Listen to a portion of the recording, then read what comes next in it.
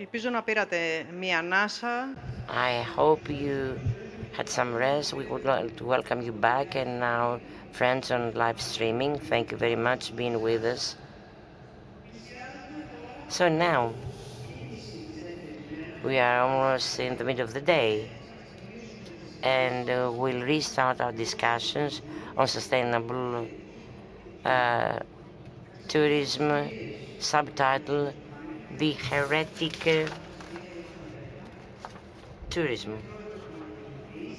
So I invite Rachel Howard, editor, Mr. Martin Hall, sustainability expert. Σας ευχαριστούμε που είστε μαζί μας. And Mr. Anastasios Homenidis, CEO, Lamsar Hellenic Hotels SA. And of course, Iliana Magra, journalist, the moderator from eKathimerini. Αχ, και μίλαγα στα αγγλικά. Καλησπέρα. Σας ευχαριστούμε όλους πάρα πολύ που είστε εδώ μαζί μας σήμερα για ένα πάνελ που ομολογώ ότι και εγώ όταν διάβασα τον τίτλο του το βρήκα πολύ ενδιαφέρον και ελπίζω να σας δώσουμε μια συζήτηση με ίσως κάποια επιχειρήματα τα οποία δεν έχετε ξανακούσει. Και παρότι το πάνελ μας αφορά την αιρετική οπτική όσον αφορά το βιώσιμο τουρισμό, θα ξεκινήσω από μια ομιλήτρια που δεν είναι αιρετική. Κυρία Δρέτα, αν θεωρήσουμε ότι ο υπερτουρισμός είναι ένα φαινόμενο που αφορά την εξάντληση της φέρουσας ικανότητας ενός προορισμού λόγω του μεγάλου αριθμού επισκεπτών στον συγκεκριμένο προορισμό, είναι κάτι το οποίο αντιμετωπίζουμε στην Ελλάδα αυτή τη στιγμή? Καλησπέρα. Ευχαριστώ πολύ για την πρόσκληση. Υπέροχη διοργάνωση σε ένα καταπληκτικό χώρο. Αυτό και μόνο είναι έτσι ένα σημείο έμπνευσης για όλους εμάς εδώ. Δεν ξέρω αν είμαι αιρετική ή όχι. Σίγουρα προσπαθώ να μιλάω με επιχειρήματα, μελέτες και data, που έχει πολύ μεγάλη ανάγκη ο τουρισμός και η δημόσια συζήτηση γύρω από αυτόν, διότι επειδή είναι ένα θέμα ευρείας κατανάλωσης που ενδιαφέρει πάρα πολύ κόσμο, πάρα πολλοί κόσμος είναι έτοιμοι τον τουρισμό επαγγελματικά και πολλοί κόσμος νιώθει τις συνέπειες του τουρισμού. Εκφράζονται απόψεις και καμιά φορά τα πράγματα έτσι καταλήγουν να συζητιούνται σε ένα επίπεδο αυτού που νομίζουμε ή αισθανόμαστε versus αυτού που ισχύει και προκύπτει από μελέτες, στοιχεία. Βλέπω και τον Αρίκο εδώ που είναι επιστημονικός διευθυντής του ΕΝΣΕΤΕ και πάρα πολύ συχνά απαντά, όπως και χθες, σε τέτοιου είδους ερωτήματα του τι πραγματικά ισχύει. Να πάω όμως στο θέμα μας. Ο υπερτουρισμός, ο οποίος έχει γίνει μια καραμέλα στο στόμα πολλών, δυσκολευόμαστε να τον ορίσουμε και έχουμε πάθει έτσι και μια λεξιλαγνία με το ζήτημα, αλλά εγώ θα το πω διαφορετικά. Τελικά το ερώτημα είναι η εμπειρία των επισκεπτών και ταυτοχρόνως και των κατοίκων, γιατί αυτό συμπίπτει, δεν μπορεί να είναι άλλη μια εμπειρία, άλλη εμπειρία. Γίνεται λιγότερο καλή ή χειρότερη λόγω των πάρα πολλών επισκεπτών? Η απάντηση είναι ότι στην Ελλάδα, ναι, έχουμε σημεία που συμβαίνει αυτό. Τα οποία σημεία είναι, και θα αναφερθώ σε κανένα δύο, έτσι για να έχουμε μια αίσθηση του τι συζητάμε. Η Σαντορίνη είναι ένα τέτοιο σημείο. Η Σαντορίνη επιβαρύνεται πάρα πολύ. Santorini is such a place, suffering from daily visitors coming from Crete. So it is a question whether we'll ever decide as a state, the local authorities, the businesses, to control this phenomenon, to have it the correct way in our country, because we are speaking about the lack of infrastructure. How can we multiply infrastructure in a small island like Santorini and then Athens? Hypertourism again? No, this is not the case. In Athens, we've got an issue in a circle of several meters. So on our part, and I'm referring to the entire industry, all of those involved in shaping the outcome, is to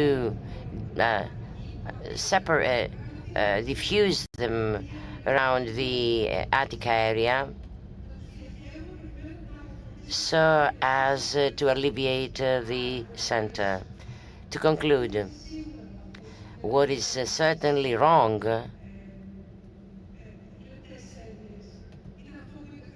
is what our Prime Minister mentioned correctly yesterday, that we do not have a systemic problem on tourism, but Greece having differentiating its products in different locations has no hypertourism in all locations. But of course we need to focus on specific one. Can we do that? Everything can be managed. The point is relevant to our intentions, how we want to manage them, and if we are determined in doing so. Okay. And I want you to give us your most heretic view when it comes to tourism and sustainability. And namely, do you think that sustainability in tourism and growth are compatible? Okay, that's a very big question, and I can only really scratch about the surface in my answer to you. But I mean, looking at growth, zooming out a little bit and at the perspective of growth, I mean, as a humanity, we have been living in the longest period of exponential growth ever. I mean, we have never seen so much growth in the existence of humanity. This longest period of growth since the Second World War has brought us tremendous amount of prosperity and wealth. Some countries a bit more, some countries a bit less, but in general, it has been a very good time for humanity. So all of us, we're used to exponential growth. We have grown up in that mindset and things will grow forever and always. Now we're slowly waking up to the reality that we live in a planet with finite resources, and we finally have to admit that growth probably cannot be infinite. Some people say that growth can be decoupled from emissions. I'm a bit critical to that statement. I'm still kind of waiting for the proof of that. Especially in tourism, I think it's very difficult. And now we have institutions like the World Tourism Organization, which is telling us that we're going to have compound annual growth rates of 5% in tourism over the next 10, 15 years. If you add this up in 12 years, tourism will double. I mean, that's pretty crazy. Tourism from now in 12 years will globally double.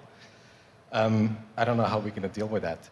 So sustainability is progressing in a way, but very slowly. But to be able to have that growth sustainable, this would mean that as of tomorrow, every hotel we build has to be net zero. Every flight we have is with biofuels, etc., etc. And this is not the case. I mean, if I look at the net zero target of Greece, it's in 2050. That's 25 years from now. So if we still need 25 years to get to net zero, then every growth cannot be sustainable in the meantime. So my answer to that question is no.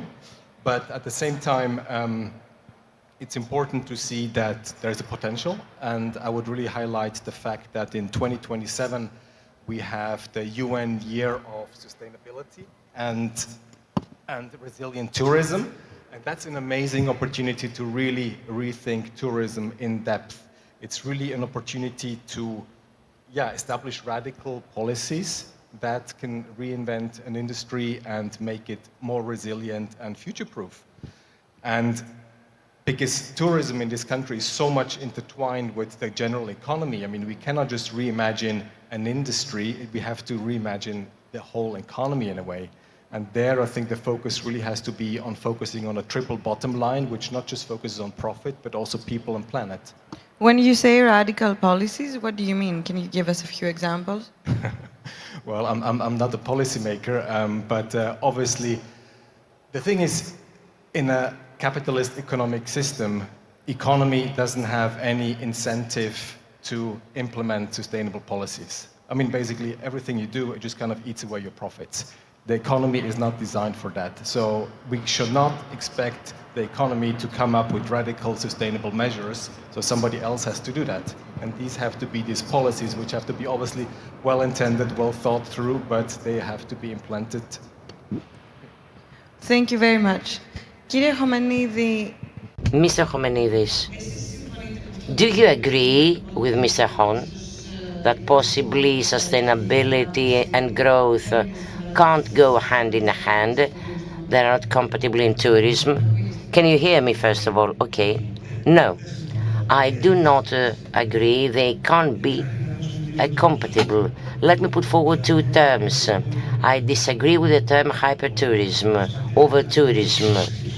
We might define it rather as follows. Hypertourism is the activity of which further development would involve a higher cost than the revenue it would generate. Let me start from the infrastructure. Have the port, a larger port. To what extent? And this port, how would we amortize by the state? How would the state amortize it when it is operable 2 months a year? And waste management. Take into account areas that have 600 or 1,000 inhabitants during winter and 16, 17,000 during summer. So visitors generate higher damage than the revenue generating. The term of tourism itself, let me use an old motto. Tourism is part of the economy in the world. Thus, this industry involves the quality of visitors, the quality of locals. In other words, it needs to be developed. It must be developed because it produces quality, which is compatible with the term. Those are basic. Now, let us see what is the case currently. First of all, two figures. 2005. Arrivals of foreign nationals, 1,700,000. Overstay, 4 million. In 23, 3,700,000.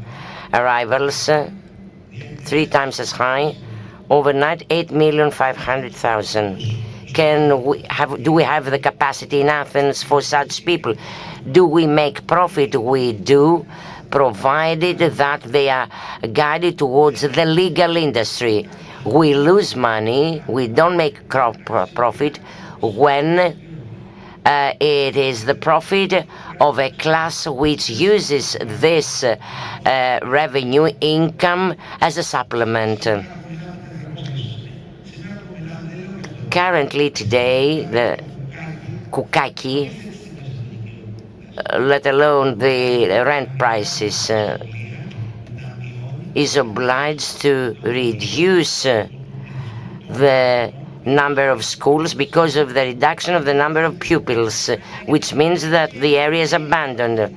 It is abandoned partly because of that and because of the average income of families in the area, while rents have skyrocketed. This is what I say. Well, when a visitor comes to Greece, he is there to visit the center. If this is abandoned and the inhabitants go elsewhere, this is not a visit. This is just spending in an indifferent place some years. Well, abandoning Plaka, okay, but abandoning Koukaki and another neighbor and plus another one, this is unspeakable.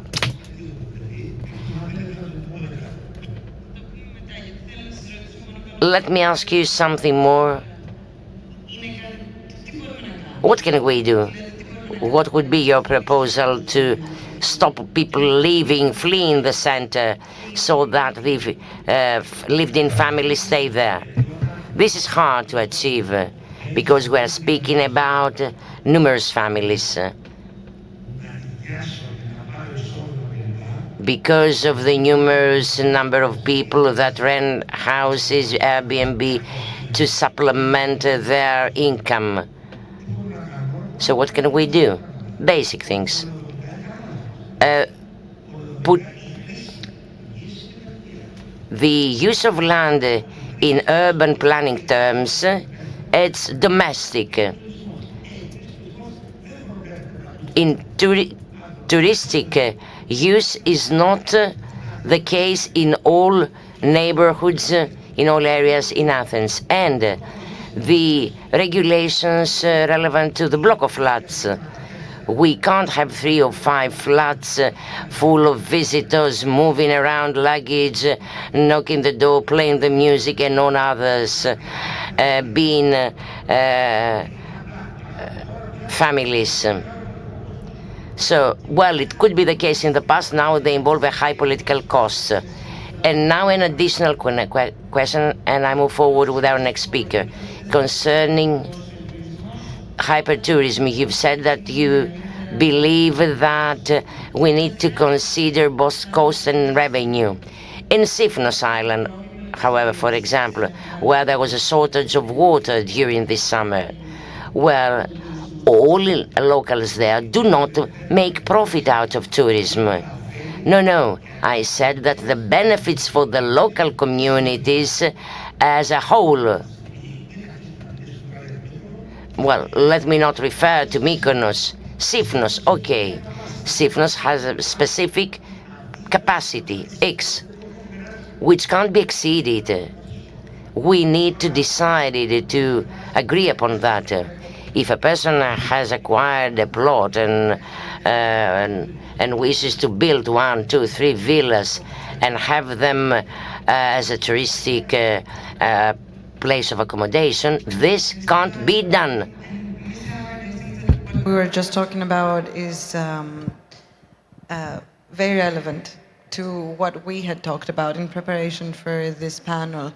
As a very experienced travel writer, I would like you to tell us a bit about what you think Greece is doing right and what it's doing wrong, especially when it comes to maintaining the local identity of places that are becoming very touristic. I think that's a really, really good question. And I'm someone who's, although I'm British, I've grown up in Greece, and so I've lived here since the 70s on and off. So I've seen drastic changes to the country, both in places which were already touristically developed and places which had almost no tourism back then. And I feel like Greece is really on the brink. I feel like Greece has to act now in the proper way in order to avoid shooting itself in the foot, basically, because I feel like tourism in Greece has become a kind of mono-industry, a monoculture, and it's at the expense of many, many other forms of productivity, including the cultural heritage of the country, the agricultural production of the country, the environmental, of course, cost to the country, which we all know we're living in a period of climate change. I'm sure there's no climate deniers in this room. You know, the resources, particularly in the Greek islands, the natural resources, the natural capital, are incredibly under pressure. They're incredibly limited. They're at breaking point. And I'm not only talking about Santorini and Mykonos, which, you know, every single headline, if you follow the international travel press this summer, has been over-tourism, bad season. I know hoteliers on both islands and restaurateurs who've had a very bad season because it's basically not being managed correctly. And the issue of bearing capacity is basically what it all comes down to. If you've got 15,000 permanent residents on Santorini and 3 million visitors, it's obvious that the numbers don't add up. I mean, I think a child can see that that island cannot sustain that number of visitors, especially with a port which is absolutely tiny. But talking about Sifnos or Skiros, the island where I have a house, my family's had a house there since the 70s. It's a very traditional island. It's mainly Greek tourists that go there. It's not that easy to get to, even though there's a small airport. There's very few international flights. And the island, the locals they've actually got a cooperative ferry boat because they want to be relatively independent. They have a huge number of shepherds and farmers on the islands. 80% of the island is actually free grazing land for the sheep and the goats. Most of the beaches are completely untouched and undeveloped, which is what makes the island so special. It's also affordable. And we still have, wood carvers, we have potters, we still have a local culture on the island. And literally a couple of weeks ago, there was a proposal by the Greek Ministry of the Environment and Energy to create a drastic tourism development plan for the island, which was unanimously rejected by the local council. And the locals, I know, because there's like 2,000 permanent residents here on the island. I know half of them because I've been going there for 50 years. They're absolutely against this type of development. And yet the government is pushing ahead, promoting, for example, cruise ship docks. We're talking about imposing cruise levies on islands where there's 17 cruise ships a day. And, the roads are clogged up and there's very, very negligible benefit to the local community from these cruises. And there's pushback saying we have to impose levies in Santorini and Mykonos, and yet on Amorgos and on Skiros, the government is proposing to create new cruise ship terminals. So to me, this is completely contradictory policy. And my fear is that instead of learning from past mistakes, like Santorini and Mykonos, which of course they're beautiful destinations. I know the mayor of Santorini is like a lone voice who's going to be here later, who's been shouting for years and years about this issue because I know him from his previous term as mayor. The local governments don't have much control over what's happening on these places. And the other thing which I really want to get across the point is that the tourism season on these islands is very, very short. There's a year-round population on these islands that is being completely ignored most of the time. There's a huge emphasis on foreign investments, FDI, which I understand is important for the economy of the country overall. But we also have to really take into consideration the impact on local communities and very fragile ecosystems, which are already under great pressure, and make sure that these islands don't become either colonies for the uber rich or completely abandoned in the winter and no one lives there, and then what's the point of going there? Aren't a lot of the locals involved in the tourism industry of the place as well? To a large extent, yes, because I think it goes back to my point at the beginning that the country is basically pushing tourism as like a one-way path for development. But if the governments, successive governments, I'm not talking about this particular government, were investing in, for example, craftsmanship, agricultural production, sustainable in terms of sustainable development doesn't mean greenwashing tourism. It means other forms of development as well as tourism. Plus, people who are involved on the islands in tourism, they're involved for 2 or 3 months of the year, but they have to survive for the rest of the year. Most people don't make enough money from those 2 or 3 months to just sit around in the cafeneo for the rest of the year. Of course. Thank you very much. Κυρία Δρέτα, εσάς... Mrs. Reta, are you concerned in relation to the dependence of the Greek economy on tourism? Well, the point is, can we have sustainability and growth? Because this is the question. I would say that it can be achieved, and this is what we need to do. As a high-rank executive in the tourist sector, we need to integrate the sustainability values in the touristic product, maintaining the cultural identity and so on and so forth in order to upgrade its quality.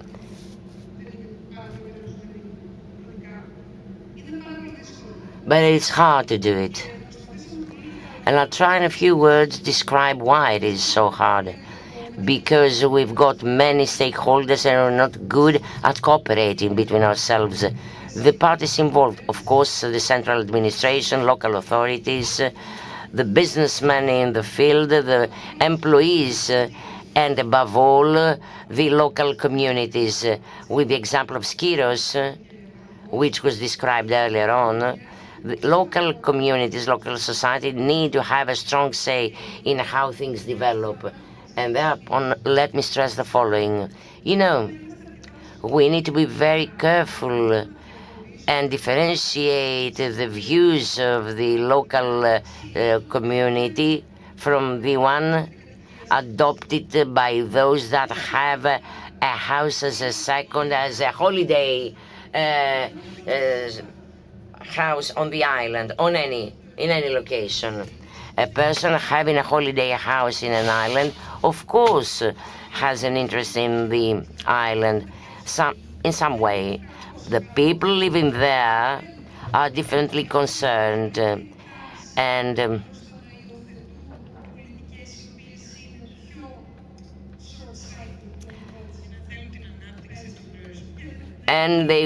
the locals, well, how to put it, they are in favor of short-sighted solutions that may produce benefits, short-term benefits.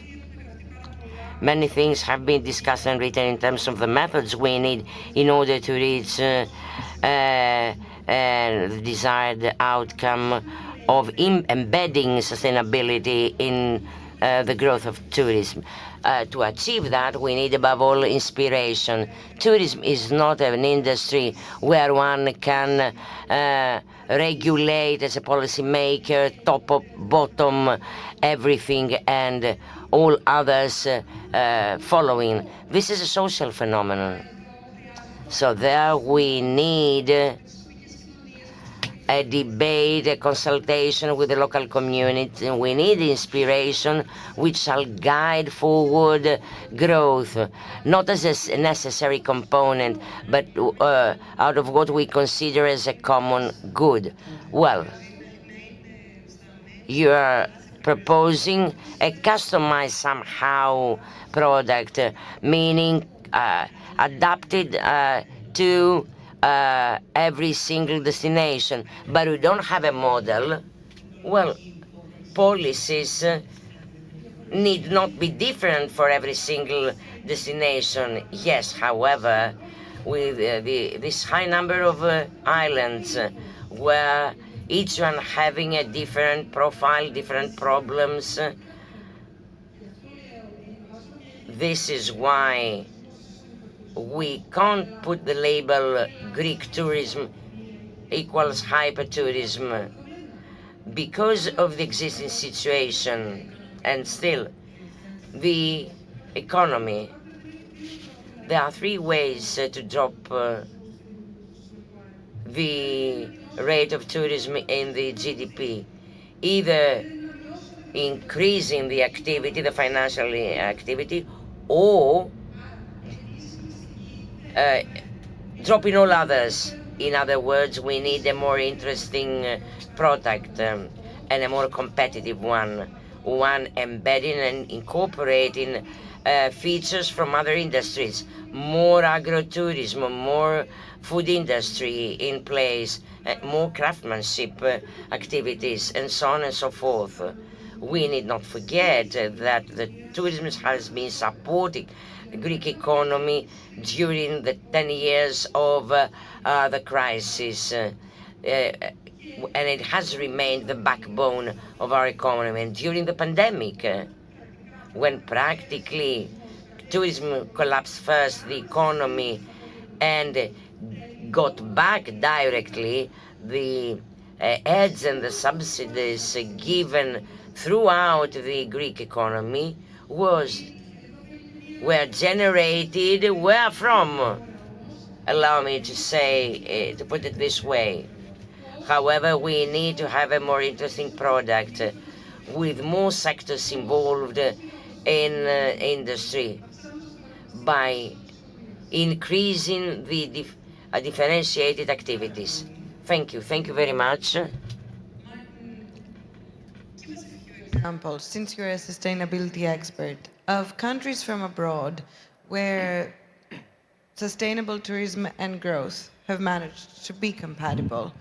And if so, what were the steps that were taken, and how could those be applied to a country like Greece? Okay, well, I'm still kind of digesting what you've been saying, because I see Greece as a special case in a way, with all the constellations economically and geographically. And I wish I could give you like a super amazing example of a destination or a country which has it all figured out and have transitioned from an extractive tourism to regenerative one, but I simply don't know of any. That might be the reason. I mean, looking at the concept of sustainability has been around for, let's say, 40 years. but I think it's only been landing in the general industry or in tourism maybe in the last few years. And now we're slowly kind of really feeling the pressure and starting to act. I mean, obviously there's a lot of interesting initiatives. I mean, there's like the Glasgow Declaration, there's like the tourism SDGs, et cetera, but do these initiatives really bring results on the ground? That's a different question. So obviously there has always been like small players in the tourism industry, or like smaller destinations, which have not been overrun by mass tourism very early, and those people are like, they have been operating very sustainably for a very long time. I mean, the traditional market of the agriturismo, like slow travel, slow food, they have always been doing something very, very good, but in a very small niche. But once you start to look at, bigger operators, bigger chains, of course they have more, buying power, they have more influence. But the bigger structures you put in place, then you kind of step into this, vicious circle that you have to kind of fill them, maintain them, pay them off, et cetera, and then it's really hard to, step out and really change things. So, but in general, I really feel that sustainability has to be a key part in every tourism development agenda these days. There are some countries who have implemented that a few years ago. It's difficult to measure how successfully or not, but at least they have made this a priority. Obviously, there's countries, like Costa Rica, where everybody talks about, because they have put sustainability a priority at the very beginning, almost of the foundation of their country. And so what are they doing? What are some of the steps that they have taken that have been successful? I think there's somebody in the next panel which will be much better qualified to answer that. But because they made it a priority from the beginning to focus on the people and the well-being of nature, they're reaping the long-term benefits now. Because they have... Διότι έχουν ένα εκπληκτικό οικοσύστημα με πολύ υψηλό προσδοκόμενο ζωής, και νομίζω ότι μακροπρόθεσμα είναι καλό πρώτα να μπαίνει η φύση και η ευεξία των ανθρώπων. Νομίζω λοιπόν ότι θα πρέπει να αλλάξουμε την προσέγγιση μας ως προς τον τουρισμό, να βλέπουμε από πίσω το αφήγημα και το σύστημα αξιών που έχουμε. Και από την Ζηρίχη, από την Ελβετία δηλαδή, εκεί αλλάζουν τη στρατηγική του τουρισμού τους και εστιάζουν πιο πολύ στην οικονομία και όχι στο μάρκετινγκ. Θέλουν να κάνουν πιο πολύ διαχείριση δηλαδή, δεν θέλουν απλά να φέρνουν κόσμο και να τους ξαμολάνε στην αγορά. Θέλουν να έχουν κάτι ολοκληρωμένο για όλη τη χώρα, να υπάρχει μια ολοκληρωμένη προσέγγιση για την εμπειρία. Με αυτόν τον τρόπο θα είναι σε καλύτερη θέση για να διαχειρίζονται τον τουρισμό, το οποίο δεν σημαίνει απλά φέρνουμε όσους πιο πολλούς μπορούμε μέσα. Έτσι λοιπόν θα πρέπει ο Εθνικός Οργανισμός Τουρισμού να έχει αυτή την προσέγγιση. Do you think, Mr. Khomenidis, that all saturated places, do you believe that this saturation is something that can be fixed? Is there any hope? Yes, before that, I'd like to say something else. Ioanna said it only too well. The problem of the tourist percentage on GDP is, as she said, nominator to denominator. But when it comes to quality of GDP, then that is a different thing. Since we have activities that are based on consumption, tourism is one of them, the multiplier is low. There are activities such as real estate with a low multiplier, imported products, just work. And then we have real estate and tourism. There are products with intensified work but low qualifications and skills. So tourism should also develop tourist activities that will give some added value and that can be competitive, not just the classical ones. Booking, for example, is not Greek. Those who have Greek, maybe they don't really know what tourism is. But we are receiving countries, and we do not have technological activities about tourism. If that doesn't come back to us, we will die. Too many examples in the world of tourist destinations that were in fashion, that were trendy, that were saturated, and slowly they started falling out. People did not choose them anymore, and they are deserted places. I can give you examples from France. We can see Mykonos. Slowly, we see that I'm not going to say that the real citizens there, but let's say the owners have started selling or renting, and themselves they go to Tinos Island. So if nothing changes, nothing will. In Mykonos, there is really a drop in demand. It's not as much as you will see afterwards. I wrote a water, the black water of Mykonos, because the network, the water network, could not withstand. Who's going to pay for the infrastructure? Who's going to pay for the network? If I want to build a house 5 kilometers from the village, I will pay for the infrastructure, for the sewage, for the water, etc., or is it the state? Because the cost of connection is the same whether you live in the village or you have a villa a bit outside. All these are factors to be improved. Thank you, but before we leave you, I'd like to ask you the following. When you say that tourism must create new activities in certain places, how that could happen? Through investments, yes, but with a multiplier, I insist, not with investments with regard to consumptions. In Athens, these are the numbers. Athens can withstand, but even Athens, 4 or 5 low months, we had a museum built, and that made Athens a destination off season with Megaron and Niarchion. With 5 moves, Athens could be a Christmas destination, which is not. Okay, a museum, which is not just any museum. Yes, I know, but in order to build this museum, I don't know, we needed 100 years to do it. This is a discussion. Attiki Odos, the museum, Niarche, all that became a reality due to the Olympic Games. First of all, what do you think about a point that was made earlier and was in relation to what you were saying regarding the fact that a lot of local residents are actually more interested in having even short-term growth on the island, more so than people who have houses on those destinations but are not local residents throughout the whole year? And also, I would like you to give us an example of a story that you've written in Greece that was focused on one specific destination that maybe has changed in a positive way, if possible, because of tourism. The second question is quite difficult.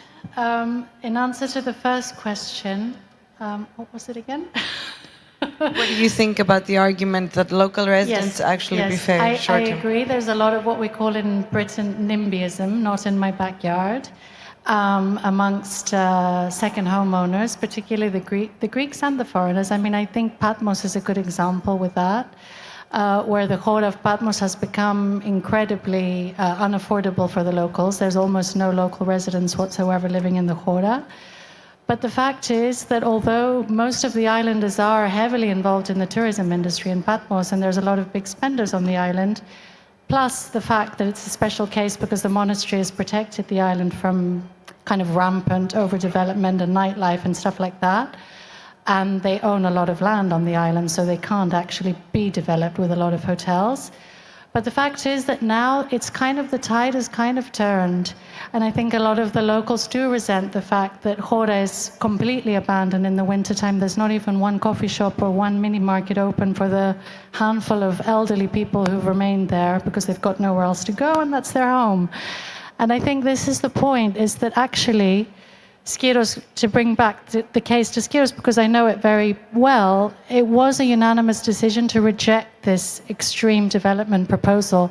And actually there were two proposals. There was kind of an ήπιο and a δυναμικό, which means one was a little bit less invasive than the other, but they rejected both of them. They said, we do not want to be like that. So I think, it depends on every destination is different, but I think what really comes down to is that these are not just destinations. These are people's homes.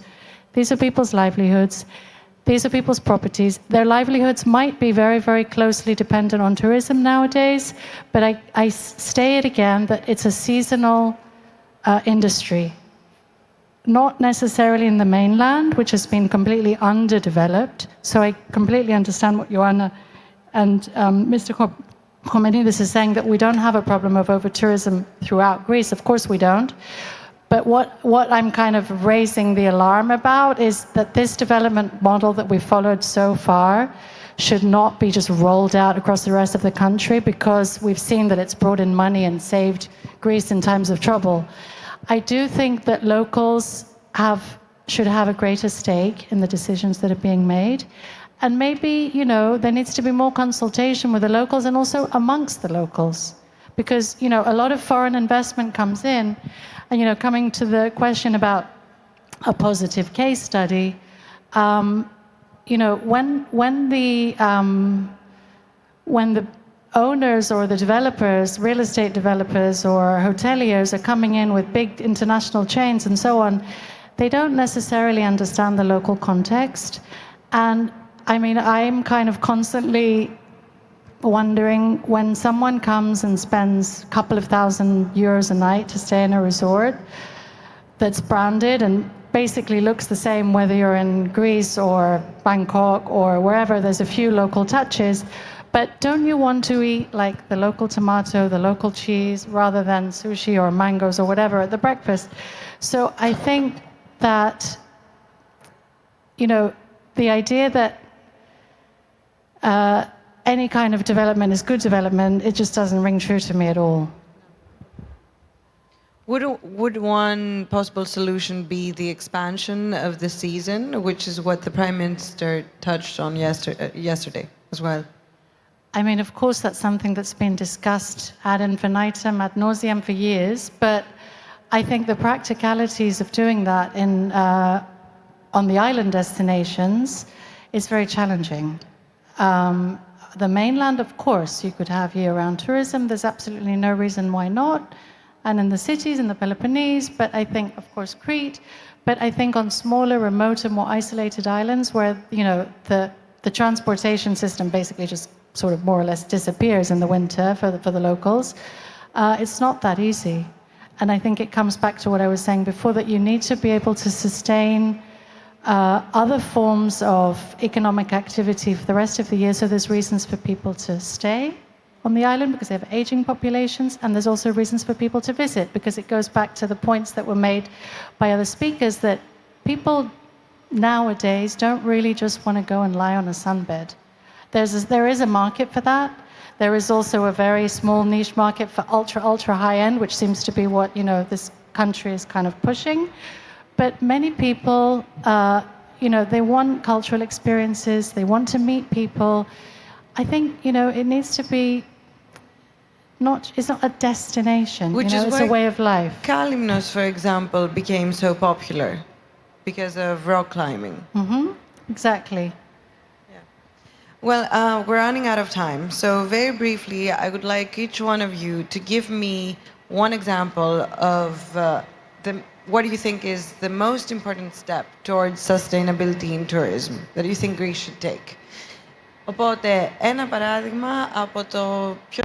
One example for the most important step that you believe is the most important step on the way for tourism sustainability. I'll start with you, Ms. Reddy.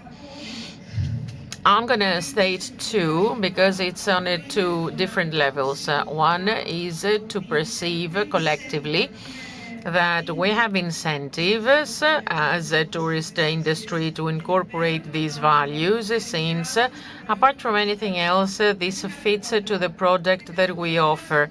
It's something that harmonically fits.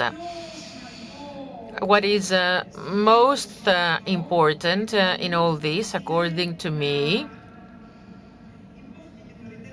and it was said earlier, is to understand that local communities are part of the discussions. It doesn't happen without them, because the tourism offered by our country, and that will be my last talk, is the extension of the life of the people. It's not an isolated product. It's not something that's not associated with the lives of the people. So in order to have satisfied tourists, you must have satisfied local people. Mr. Horn. Quote which says that problems cannot be changed with the same thinking that created them. So I would really invite to reframe your thinking when you approach every problem that comes along with tourism, and also focus much more on social innovation, not just technological innovation, because we have to change the way we behave, we function, we go about projects, different forms of organizing ourselves, participatory processes, and it's more focusing on our behavior than just looking for the problems on the outside. Maybe you also have to look within, if we are the problem in the whole equation or not. Should know thyself, to quote the ancient Greek. Κύριε Χομενίδη. Mr. Homenidis. Well, tourism is like the social security issue.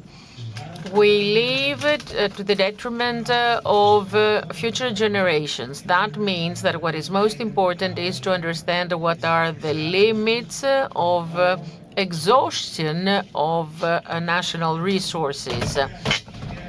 This means that we need to make a great effort, starting from education, apart from dialogue, apart from involvement.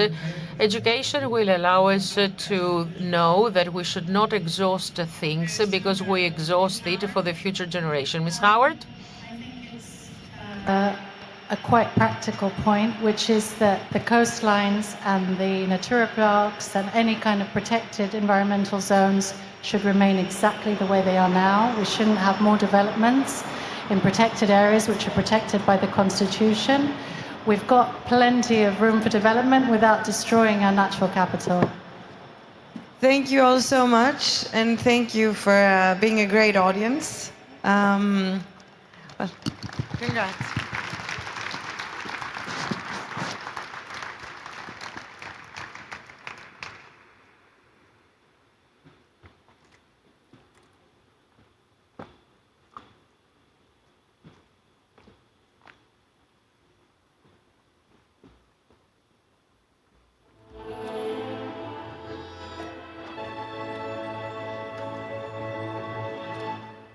Νομίζω ήταν από τα πιο ενδιαφέροντα panels, γιατί πάλι... I think it was amongst the most important panels. You see that there's a connection in viewpoints. Otherwise, you can't think anything strategic that can include everything from the citizen of a remote island who wants to save his identity, and another fellow citizen who wants to acquire some extra income.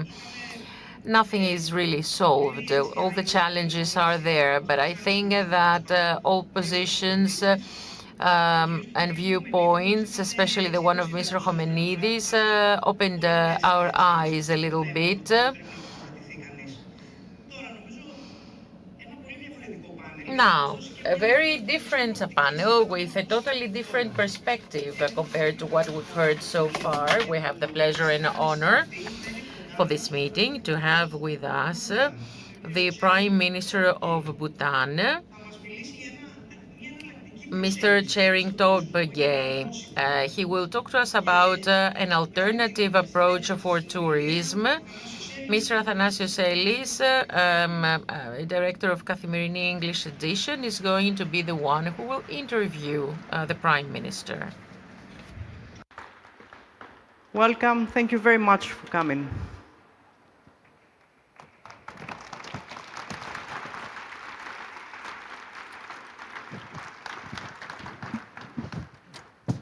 First of all, on a light note, because we were talking about it before, explain to us your dress code, which a lot of both men and women were asking me about. So before we go to the deep waters of tourism and sustainability, just a quick note.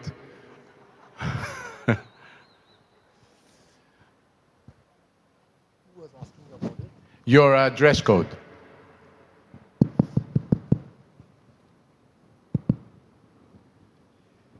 Yeksas. He was asking me, how do you say hi? I said, Yassas. So that was good. Go ahead. Kalispera. He's getting... Yeah, so Athanasoy, yeah? Athanasoy was apologetic when he met me. He said, yesterday everybody was in tie and suit. Everybody is formal, and he's looking at me, the way I'm dressed. So he was apologetic. I said, don't worry. This is not formal. We wear this every day in Bhutan. So this is very common. If we are formal, then we will wear different shoes, we'll wear a big sword, and we have a big scarf around. That is formal. So this we wear every day. And my wife is there. Please stand up, Tashi. Is that formal? Yeah. No, casual. That's casual. Casual, okay. Yeah. So that's the way our women dress. And there are two other of my friends here. That's Gese and Sring Namge. See? This is all casual. So this is very important. So we're all casual now. Because we are talking about tourism and culture and protecting your culture. So if you come to Bhutan, most people will be wearing this most of the time. Let me ask you about, before we go to tourism, you have this strange index, which is very interesting, happiness index, wellness index. We deal with GDP and GNP, but you go beyond monetary and you analyze happiness through a different index, which takes into account recreation, how people are happy beyond just money, which is an interesting approach for us in the West. So, can you explain this index? When I walked in, I saw this. Oh, where is it?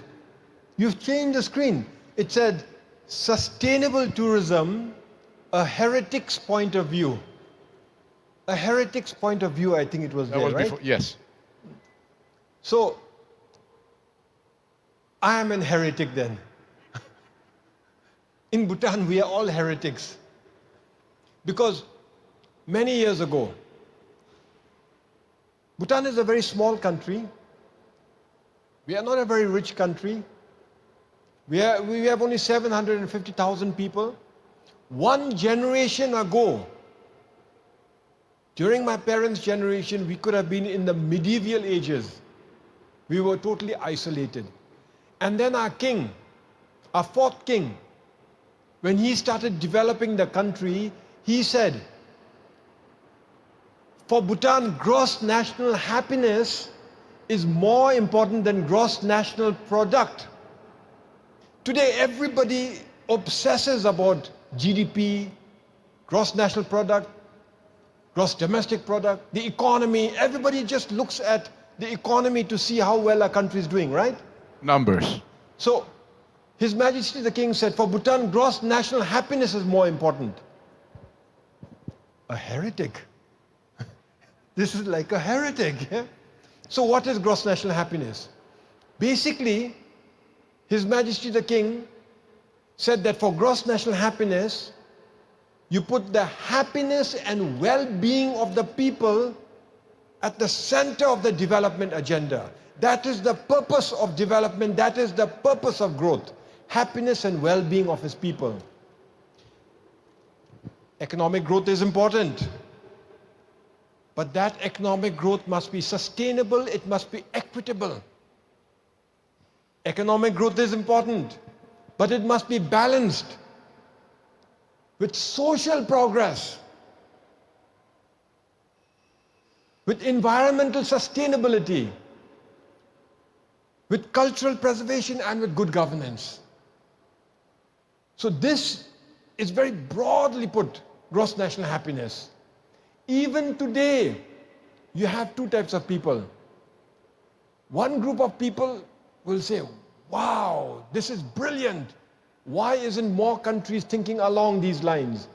Another group of countries say, another group of experts say, oh, this is heresy. Ultimately, it is the economy. Ultimately, it is money that leads to prosperity. So, sorry, we measure it. This is your question. how do you measure it? Yes. So every 5 years, we have an index, we measure it. The G&H index. To measure it, firstly, we've identified 9 domains. We have to measure health, education, living standard, good governance, environmental sustainability, but also time use, psychological well-being, cultural vitality, community. So these 9 domains are divided into 33 indicators, are divided into 150 odd questions. And every 5 years we do a survey. It's a long survey, 150 questions. It's a very long survey. It's more like an interview. And we get a lot of information, of course. And ultimately, all that information is summarized into an index, the G&H index. So every 5 years, it has been improving very slightly. The last one was conducted in 2022. It was supposed to be in 2020, but because of COVID, we couldn't do it. In 2022, when we did the survey, still a little increase. More happiness? It's very puzzling.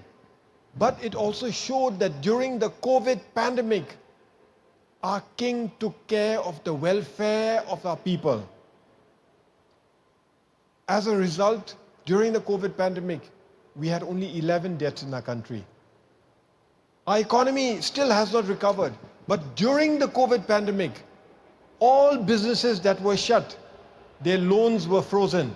They did not have to pay interest. And many other social security schemes were provided for our people. And as a result now, even after the pandemic, the gross national happiness index increased very slightly. But you should ask about tourism, I think. This is what we want to talk about, right? My question is, you base to a certain extent the economy also on tourism. How do you perform that? How sustainable is tourism in your country? And we're dealing here not necessarily with over-tourism. We're trying to see if the increased influx of tourists can be regulated.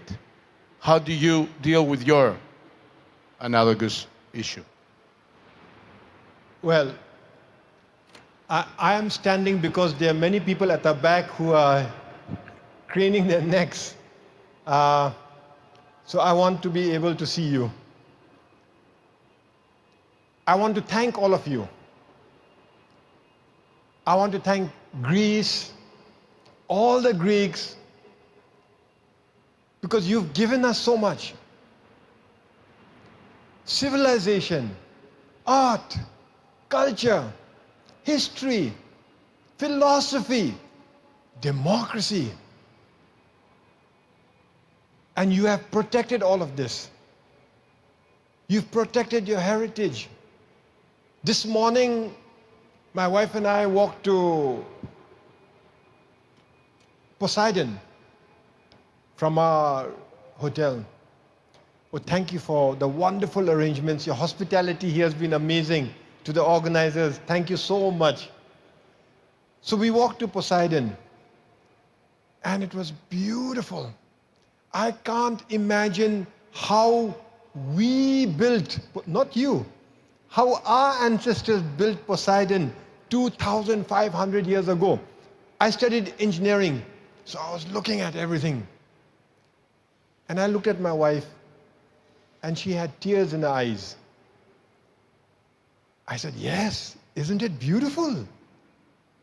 Isn't it beautiful?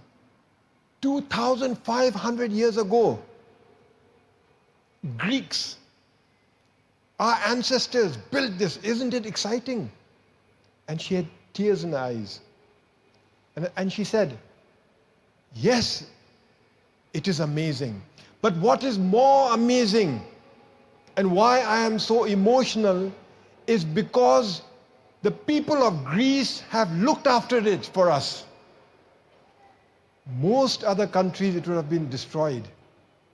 Here, for 2,500 years, it's still standing there.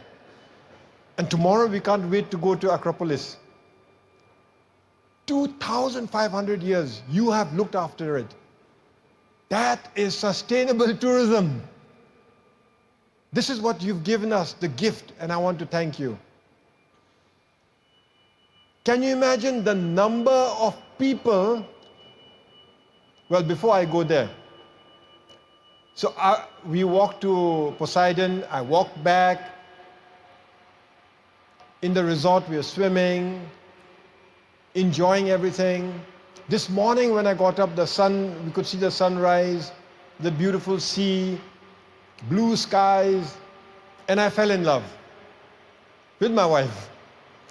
And I was thinking to myself, can you imagine the number of people who came to Greece on holiday and proposed to each other? How many people got married after their visit to Greece? This is what you have given people. Okay, one or two also divorced. Because the men were probably looking at the beautiful women. But you get the message, right? Very few other countries can create this magic. The question is it too much magic? Now in Bhutan, our country is about 1/4 the size of Greece. We have about 38,000 square kilometers, but we have only 750,000 people. We have high mountains and beautiful valleys and glaciers and subtropical jungles, and we have biodiversity, and we have paddy fields, and we have a unique culture.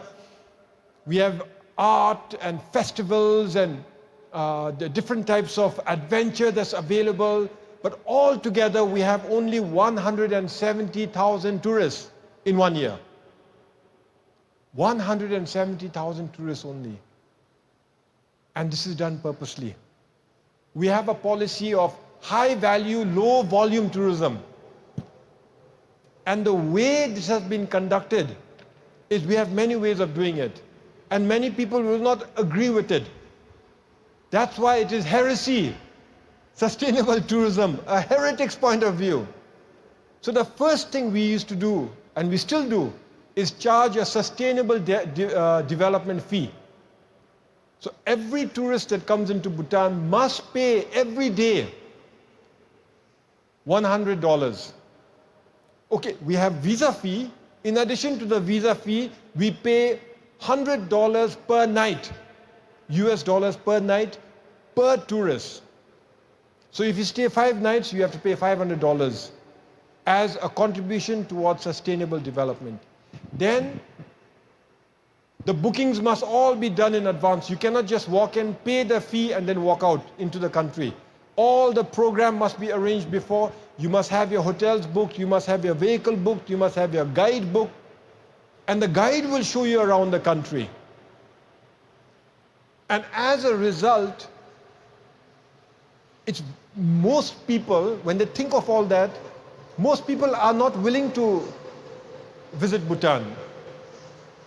But those that do visit Bhutan are determined to go on a journey, to actually connect with the country, to leave something behind, to take something from the country, and grow together with the country. Most people think that Bhutan used to charge $250. Actually, at that time, the sustainable development fee was $65. But $255 included The minimum amount, the hotels, the vehicle, the guide, the food, the monument fees, everything, $250. So most people thought, oh my goodness, it's too expensive, I cannot go. But actually, $250 per day as a tourist, as an exclusive tourist, is not much at all. So it used to be $65 before the pandemic. Today it is $100 plus, plus, plus. And that is the main tool to keep the numbers low and the value high. Our target, my target, is 300,000 tourists a year. Today we are only at 170,000 tourists a year. Why 300? That is the carrying capacity of our country. When I look at the public transport, when I look at our roads, when I look at our hotels, when I look at the environment, when I look at our culture, when I look at our population, we cannot take in more than 300,000 tourists a year. Today, it is 170. So we need to market Bhutan. So I need you to help me to market Bhutan. But we are at a good place because we can turn it off when it comes to 300,000 tourists per year. Maybe we can increase the sustainable development fee. Greece, you have 30 million tourists a year. This is fantastic. But I cannot see how you can make your tourism sustainable, because you must make it sustainable.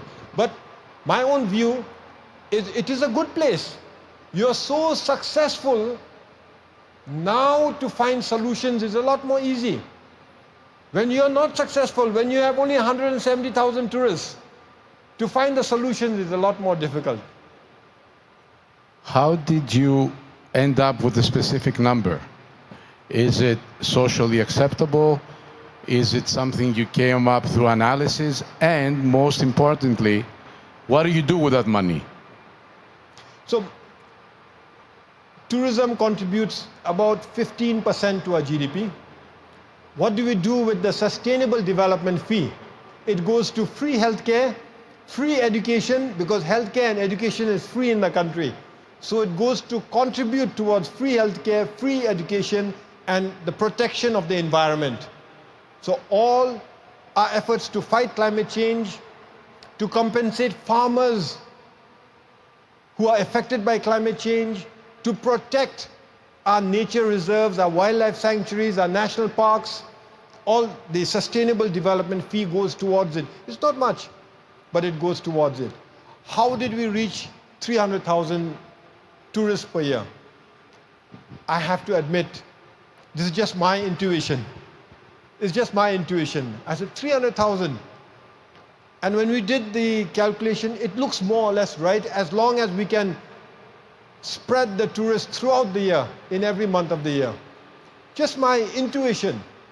But the tour operators are happy, because right now, it is only 170,000. So when I said 300,000, we are almost doubling it. Yeah, so they are happy. But I know that it is also sustainable. So hopefully, if we get to 300,000, then everybody is happy. How did you end up, because I saw there are a lot of hotel chains, major, big names that have come to the country. Have you worked with them? Do you decide on the policy by yourself, like the fee or something else? I mean, you're a small country, so I assume the government is working somehow with the hoteliers or other tourist-related businesses. Although our policy is very restrictive, high value, low volume, $100 per night as a SDF is very restrictive, right? Sustainable tourism, responsible tourism. But when it comes to the tour operators, the hoteliers, it is very liberal. So you asked about high-end hotels. They themselves are interested, and then they follow our regulations to actually build. We have a few high-end hoteliers, and they've been in Bhutan for some time. And I think we have room for more of these high-end resorts international resorts. However, I am more interested in nurturing Bhutanese resorts. I am more interested in getting Bhutanese entrepreneurs to develop their own resorts. So for instance, there's a resort called Shivaling, the land of peace, Shivaling. Yeah? The whole thing is very, very traditional, yet at international best standard. And there is a new one called Pemako. Again, 100% Bhutanese, but can compete with the best of international resorts. So this is what we are trying to encourage now. We want to invite foreign investors. If they are here, if you are interested to build something in Bhutan, I'll be very happy to work directly with you. But I'm trying to get our Bhutanese also, because they are the ones, we are the custodians of our land, our culture, and our future. And so we need to encourage them to do a lot more. In Bhutanese society, how have they responded to your policies on the tourism side? Because there's also a debate about justice, fairness, equality. Has society in the country followed your policies in a positive way? Has there been any criticism? Do they feel the benefits, so thus support the policies? How do you manage to push sustainable tourism, but at the same time, sometimes maybe having less tourists, as you said, than you could have? So justice and fairness, I see it from two points of view.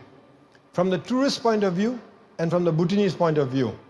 Now from the tourist point of view, we have this unique country, beautiful country, a country that is in everybody's bucket list. Everybody wants to visit. And to be fair, we should allow everybody to visit. I would like backpackers to visit Bhutan. But are they sustainable? We cannot handle millions of people into our country. And if we open it in the interest of fairness to allow anybody to enter, it's going to destroy what they are visiting. The very thing that they are attracted to will be destroyed. And so how do you select people? It has to be either through lottery or through money. As a poor country, we need the money. Okay? Now, fairness from the perspective of the Bhutanese. So Bhutanese who are involved in the tour company would want more tourists. And they would want to do away with the sustainable development fee also. But this policy has been in Bhutan since the inception of gross national happiness by the fourth king in the 1970s. In 1974, we had our first tourists, 1974. A dozen tourists were the first tourists. And today it's 50 years. The policy has not changed. So by and large, almost every Bhutanese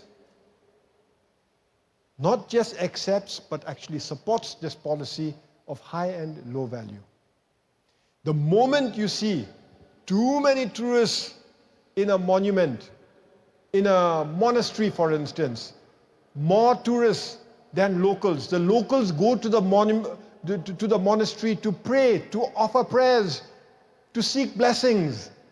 And when there are more tourists, the locals are not happy.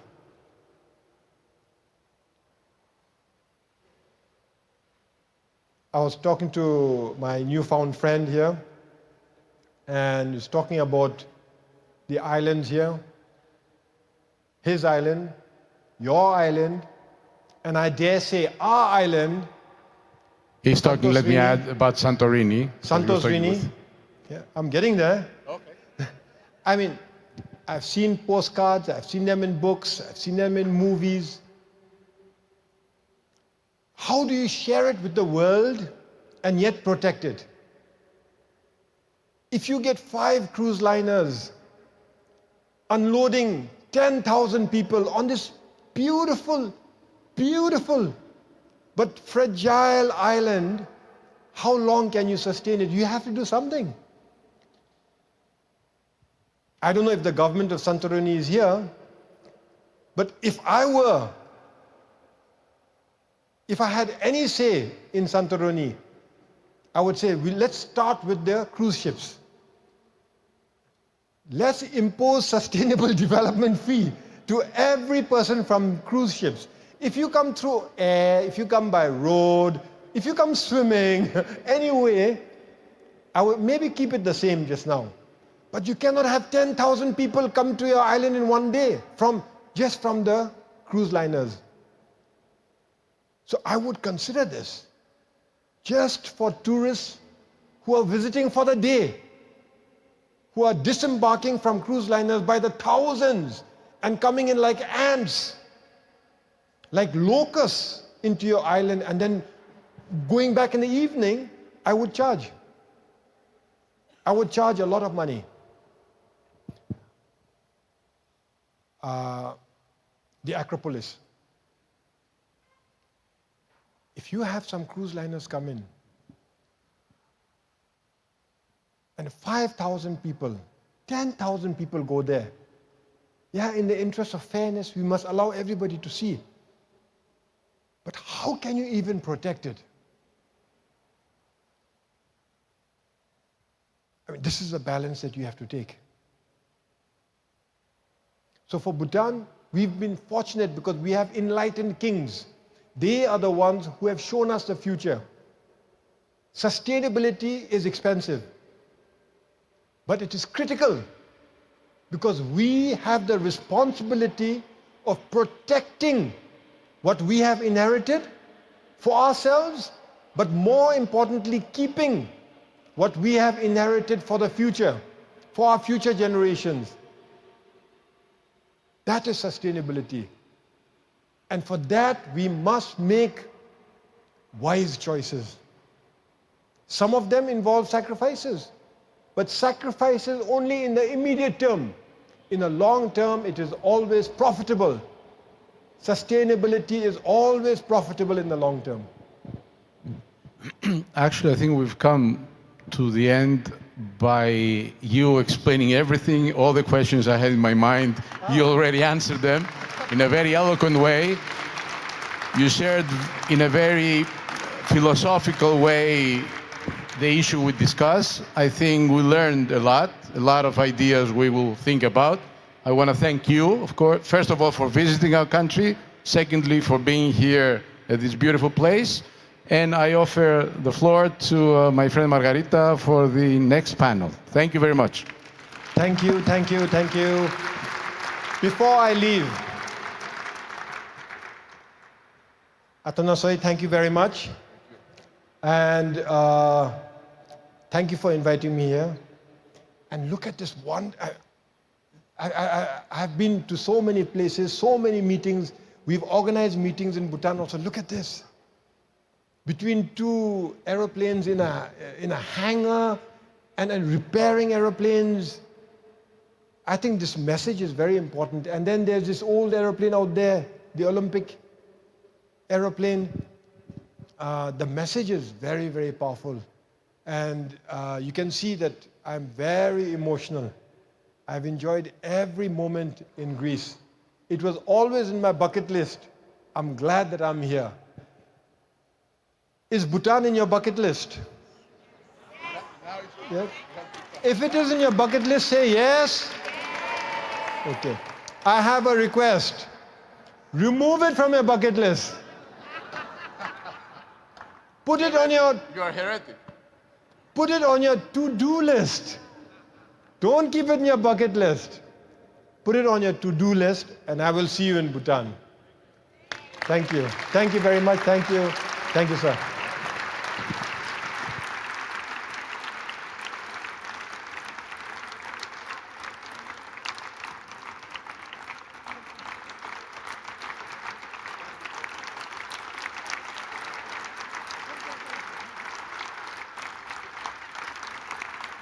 Thank you.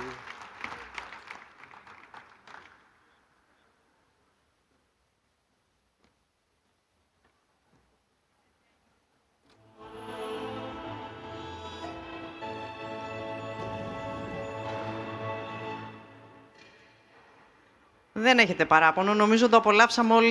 You cannot complain, we've enjoyed. So either we go to Bhutan or we bring over Bhutanese people here to vote. We move on with the next panel. Eco-villages, a sustainable paradigm. So I would like to invite Mrs. Paloma Zapata, CEO, Sustainable Travel International.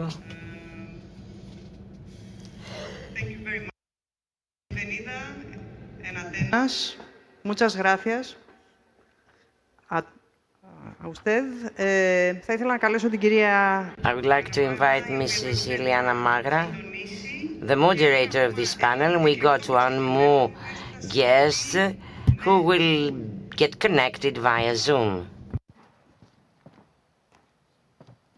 Let us see if James is already tuned in.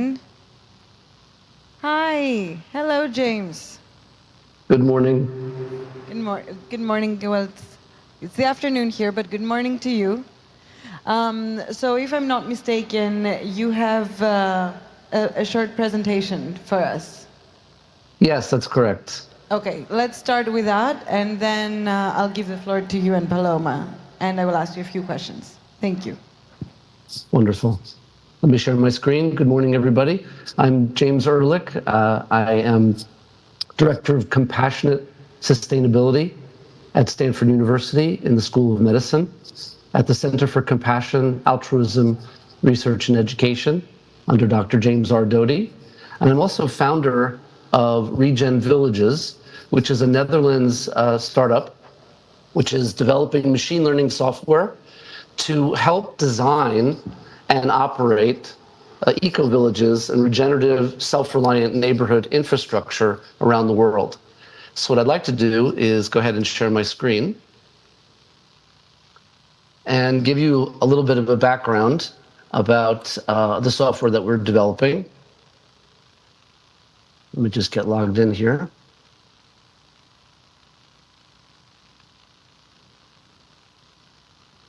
So the idea really is all around the world, there's obviously an urgent need for social affordable housing. There's also an urgent need to imagine the development of tourist sites and tourist hospitality locations through this lens of self-sufficiency and the ability for community to be able to be thriving and flourishing within its own ecosystem. So how can we do that? So the idea really is that you are either a landowner or you're a residential or commercial hospitality developer, constructor. Perhaps you're a municipal regional government. There are lots of different kinds of stakeholders who could use machine learning software to help design and then operate these kinds of communities. So in this brief example, I'd like to show a project that we've been involved in helping to map out obviously it's an island. It's off the east coast of the US. It's very much a hotbed for especially summer tourism. This is an island that gets, I think, over 100,000 tourists, during the summer months, maybe even, a bit more than that. But the main thing is that this island called Martha's Vineyard is a very high net worth island. So the Obamas, the Kennedys, the other kinds of very wealthy families have big compounds there. The issue is, of course, there isn't any kind of affordable housing or social housing or worker housing able to be amenable to the people who have to be there to provide for those folks who live on the island and work on the island. So people have to commute by ferry, in other words, to get there. And that can lead, of course, to disruptions and issues. So in this situation, you can see that we have loaded the parcel data and the information. All of this is open source data. This is this 33-acre parcel of land that is owned by the family office that we're modeling against. And the first thing we do is we look at the climate data. We look at topography. We looked at protected habitat. We look at all of the information relevant to ground temperature, air temperature, relative humidity. We look at sky coverage, illumination ranges. This helps to inform solar panel placement. We look at wind direction, wind speed, try to understand what's possible in terms of placing wind turbines, especially smaller scale residential wind turbines. We look at all different kinds of precipitation, storm ranges. We look at this concept of predictive modeling on weather patterns. All the relevant data, including demographics, property values, even traffic patterns, and the kinds of footprint patterns that you could imagine from tourists, let's say coming to a place. Now, the first thing we do is we extrude out this lovely 33-acre parcel, and we bring it into this kind of game engine environment, right? So now all of a sudden, you can see where this land that we're talking about developing is in the context of this particular piece of land. And then the first thing we really want to focus on is the location. The location has a couple of key things here, what's called retained features and key locations. Retained features are archaeological sensitivities, indigenous wildlife, and corridors that from First Nations, let's say, peoples. There's the servitudes and things like this. Then we look at putting kind of pins in the ground for where we pick up the entrance, the district water, energy grid, and things like this. Once we have an understanding of kind of the no-go zones, let's say, on the land, we start to do what's something called a permaculture analysis. Permaculture, permanent culture, is the study of what the land is capable of. It's based primarily on topography and contour, which is then really relevant to soil and sediment and geological formations. But this starts to open up this wonderful possibility space for us to look at large language models, foundation models, that we can start to ask it questions, and it can ask us as the stakeholders questions, and how best to develop this land through the lens of these indigenous wisdom objectives. Most importantly, where are these kinds of places on the land that best suited for these systems and services, right? And again, it's all about resiliency in the built environment, especially. So once we have a snapshot on the land and the permaculture, we go right to a water analysis. Water, of course, is critical pretty much everywhere around the world. We look at the actual data of the contour of the land to help us shape an understanding of where best we would put the water reservoirs, where we would put fish ponds for aquaculture and fish protein and nutrition. We would look at where we would digest human and animal waste on site, right? Using living machines and other kinds of things.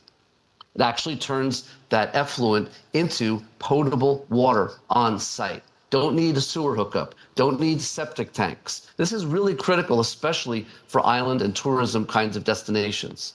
We then go right into, once we know what the land is capable of, what the land wants, right? From an indigenous wisdom perspective, we can start to model how many units would make the most sense on that land. We can start to actually say, hey, I think we can look at the rule books, which in this case said, oh, you can only build 19 villas on this land. Well, we said, hey, if we understand what the rules actually mean, we can actually put over 100 units on the small 33-acre parcel of land. So just to let you know, we have about 2 more minutes for seniors, for townhomes. We can also look at the single-family homes and other kinds of hotel space and things like this. We can then go, once we understand the demand side, we're capable of understanding the actual load side for the regenerative infrastructure. And the regenerative infrastructure will then allow us to show what's possible. What do we need in terms of solar, wind, biomass, biogas? What are these kinds of components, systems, and services to actually run this community, this, let's say, even tourist community, in such a way that it can be off-grid, that it can actually be islanded in case of interruption. And then pretty rapidly, we can start to get to a place where we can allow people who don't have skills, aging farmers, landowners, asset managers, real estate developers, local regional governments especially, can very quickly look at land through this very, very important lens of conserved value, of productive value in terms of food production, in terms of water security, energy security, and also being able to provide a certain amount of increased housing density that can accept especially social affordable and tourist worker kind of needs. This is really critical kind of thinking. The next and sort of final step for us in this process is to start to render out these high fidelity experiences. We start to actually say, what is it like to live in this community? And we can actually virtually create these scenarios. What's it like to be a child, a senior, a young couple? What's it like to be a visitor, a tourist in this community? By time of year, by spring, by summer. Understanding what the fluid dynamics are, for instance, in the winter, during the rainy season. And even in this particular part of the world, what's it like in the winter when it snows? Thank you so much, you can James. imagine using software like this, we're able to explain and describe places in such a beautiful, visceral way that we're capable now of being able to explain the financial modeling, rates of return. Oh, okay. James, I don't know if you can hear us, but I will have to stop you there for a second because we only have 15 more minutes, and I would like us to open this up to a wider discussion with both you and Paloma. And sure, I suppose absolutely. that I would like. I understood I had 10 minutes to present, but that's fine. Sorry. Yes. No problem. It seems like there has been a bit of a miscommunication. But I would like to ask you both.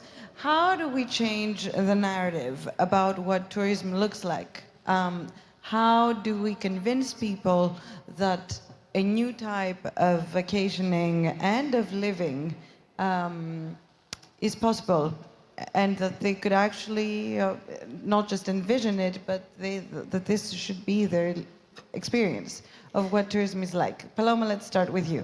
Thank you. Well, first of all, the question is, do people still need convincing? Does anyone here need convincing with a show of hands? How many of you need convincing that you need a sustainable way of tourism and of living? I think everybody is convinced. According to Booking.com, the statistics say that 80% of tourists want to be doing sustainable trips. And 50% of them is because they believe on the climate crisis. So the awareness is there, the willingness is there. What we need is incentives. What we need is climate-friendly products. We need the means for them to be able to live sustainably, like the eco-villages is an example, and to be able to travel sustainably. So I think that's where we are at. We need to shape the way we travel. We need to reclaim our destinations and the products that we offer the destinations. And this is, of course, possible, starting with a vision, like the wonderful intervention from the president of the Prime Minister of Bhutan, who really showed us that they have a vision. Absolutely. James, how do we change the narrative? And in relation, the narrative, not just in the minds of consumers of a product like tourism, but also of the industry. Well, it's absolutely true. I also was deeply inspired by the words from the Prime Minister of Bhutan in being able to look ahead in how you plan for tourism and dealing with that. I think it's also important in how these communities are developed, and that's the reason why we're working on what we're working on to get ahead of the curve and understanding how these kinds of projects can be developed that have a very, very low impact on the natural world, actually enhance the biodiversity and improve even the microclimates of places. So all of those things actually benefit long-term tourist activities. Absolutely. What is the role that education, the educational system, can play in changing perceptions? James, let's start with. As far as I'm concerned, I mean, I'm a big fan, of course, of people who travel around the world to volunteer in organic farms and spend time on the land. There's all kinds of now programs that I see around the world in terms of where you're paying money to go someplace, but to actually learn and contribute your time to the local community. And I think that provides much more lasting impact for people when they come home from a trip. They don't feel like they just saw a place, took some photos, bought some trinkets, and came back. They actually left a positive impact from their travel. And what about you, Paloma? How do we do it through tech? Do we do it through education? And what's the role that the private and the public sector have to play in changing the narrative? Sure. So, of course, we need to generate more awareness. Like I was saying before, there's a lot of willingness and understanding that we need to do something, but there's not a lot of understanding of how we do it. So a lot of education, a lot of raising awareness about the issues and about solutions is needed towards both the private sector as well as the actual consumers themselves. So I can tell you from experience, for example, working in an island context in St. Kitts, which is in the Caribbean, but I worked on generating awareness and education to the private sector as well as the community themselves, and really changing the mindset for them to understand that they are stewards of their destinations, and really also involving them in decision making when it comes to policy development. We have resident surveys, for example, to understand how tourism is impacting them, and then how we can create, or how they can create, the right policies in place to involve them. So, but also that part of education also comes to the private sector in understanding how they have a part as well, how they can include sustainability within their operations. And sometimes it can be easy. Sometimes it's just changing the way you do things, just turning off a light switch, right? And other times it requires long-term investments. But of course, the technologies are there. The technologies are already there, and you can see it there. He's got a simulator that has all the technologies in place. So now is the time to have that vision and to have that leadership and to create the pathway so that we can implement those technologies. I think this is the moment that we are today, is the awareness, and now we need to, educate the consumers, educate the industry, and start implementing solutions. So you think, Paloma, that it is possible to have a sustainable touristic model? I think that these are all aspirational goals. Everything that we're talking about here, reaching net zero, reaching zero waste, reaching, kilometer zero in the foods that you're buying. These are all amazing aspirational goals that we need to envision, and it all starts with leadership. I have examples as well of working with a local boutique hotel owner, for example, in Cinque Terre, and how with her vision, day by day, she was able to change the mindset of her workers, of the mindset of the community around her, was able to create, value chains with local suppliers to create more local foods, local artifacts, things of that nature. And it all started with one vision. And really, step by step, she was able to build a sustainable project, a sustainable boutique hotel that is recognized through social media by her clients that is actually a sustainable hotel. And this is the goal. So it is possible. If you can imagine it, you can actually, do it. And I suppose it's only successful if it really happens organically. If the people involved actually want it, and it's not just because they have to meet a standard. That is a very, very good point. Sometimes you have, hoteliers or tour operators that just want to fulfill a criteria, for example, right? That is not going to drive change. You really need to have leadership, you need to have vision, and you need to mobilize. And you need to mobilize from the ground up, and it needs to be both ways. So just by filling, a worksheet and not really owning it and not really understanding and wanting the change, it's really not going to move the dial.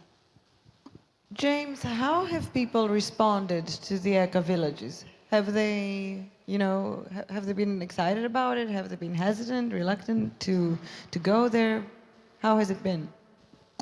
I mean, from our perspective, there is a wave of humanity that is beginning to wake up and understand that life in urban areas is vibrant, but at the same time, it's brittle, that there are issues in infrastructure. And I think COVID really also proved that people wanted to start to live further from the city, where they can be closer to nature, closer to their natural resource flows, closer to the places that can sustain them, and therefore feeling safer and more secure. So from our perspective, we see a huge market opportunity to get out there into some of these open spaces, especially farmland that is, and areas that are currently being considered for the wrong kinds of development. And we think this is really important, especially in our conversations with sovereign wealth, and pension funds, and institutional funds, who are the key sort of investors in these kinds of constructions and developments around the world. So there's definitely a market driver that we're seeing. What can each of us do to travel and live more sustainably? Yeah, that's a very good question. I mean, the first thing is, again, having that understanding that this is what you want to do, right? So that's the starting point. And really being respectful of the destinations that you visit. So you really need to understand the culture. You really need to always leave your best footprint behind. So buy locally, buy local foods, integrate with the community. There are tools, for example, like measuring your carbon footprint. Try to understand what that impact is. Travel slowly.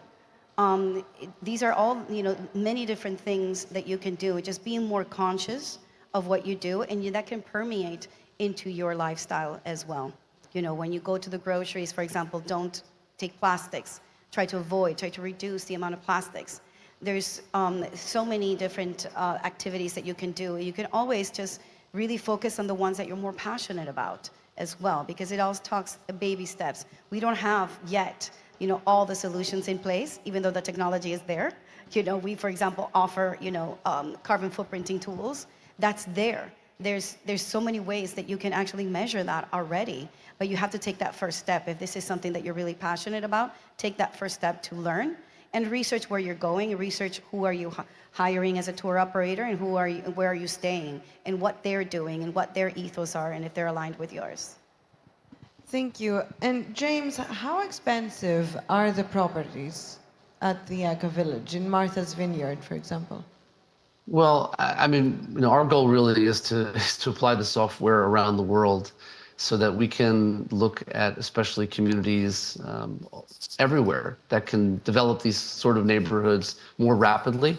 The key thing really is, how can we overcome the rules and the regulations in such a way to show a new rule book that makes the development of the right kinds of communities happen faster, right? So, and by doing it with a certain amount of density, we can bring the cost of these housing units and hotel units, other kinds of things, dramatically down.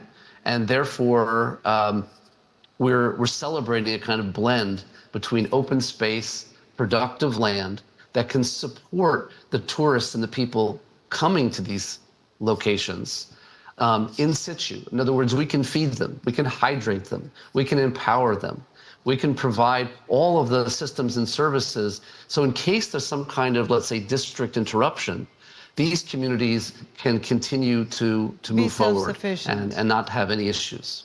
So yeah, in terms of the costs, we feel like this is one of the biggest issues we have to overcome, but we're certainly feeling like where everything is going right now, the prices are coming down. Do you think that this is a project that could be applied to a country like Greece? I think Greece is a perfect example of island nation and archipelago development in the right way. What can we do, first and foremost, to look at what the land is speaking to us about? And there's so much rich cultural history, especially around food and around wine and around community engagement. This is why people come to Greece. They come to Greece to take a breath, to find their core, right? Is a passion that brings people to Greece. So what can we do to design these kinds of locations and places that really bring that forward in terms especially of regenerative, resilient developments that focus on all of that beautiful cultural experience. So yeah, I see it all over Greece. And if I can intervene on that as well, because one of the things that he mentioned, and it has been mentioned in these last 2 days, it's really about the workers in the islands, you know, and this is a way that is a low impact way that can really bring a dignified way of these workers to be able to thrive and to be able to really live in a community that speaks to them and that is for them. So I think this is a great solution for these types of problems and issues that are being faced in a lot of these Mediterranean island nations or islands. I think that the Prime Minister of Bhutan really inspired us all. And in relation to what he was saying and what was being said, what was said at the previous panel, and what you guys are saying as well, I think, seems to me, that part of sustainability is also about the experience that both visitors and locals get to have. And I feel as a journalist, and as a citizen, I suppose, that this is not something usually discussed. We think of sustainability as something, you know, green economy and lower carbon footprint, but not as a way to experience things more profoundly, I suppose. What do you think, Paloma? Well, you know, I've done a lot of carrying capacity studies in a lot of island context. And the way we approach it is we look at the physical infrastructure carrying capacity, the ecological carrying capacity, and the social economic carrying capacity, and the experiential carrying capacity. It's very important whenever you commission a carrying capacity study to have this in place, because it doesn't, you know, matter so much. You know, for example, you can build as many roads as you want, but if you are going to impede the quality of life of local residents, if that's not what the residents want for their community, then you've already exceeded the limit of the experiential carrying capacity of that community. In the same way goes for the actual tourist. You need to understand their experience. You need to understand when they're exacerbated. And you do this through different mechanisms, but you study at what point are they saturated, at what point they will leave and they will not come back to a destination. So these are tools that we do have in place, and they should be done. Systematically, whenever you're doing a carrying capacity study, is looking at the experiential carrying capacity, and that should be an indicator. Well, thank you both so much. It was so interesting to have you here for a brief time, but thank you so much for your insight, and hopefully we'll see you again next year. Thank you.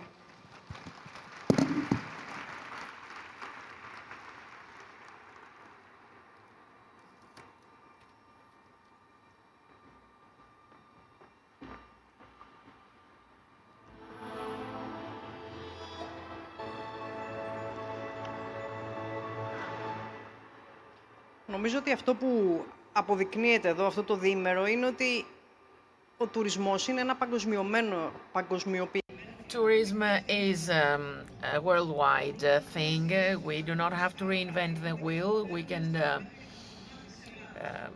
listen to solutions of others and adapt them. So the day is devoted to that today. We listen to other examples, good practices, and we can check if we can tailor-make that one, if that suits us.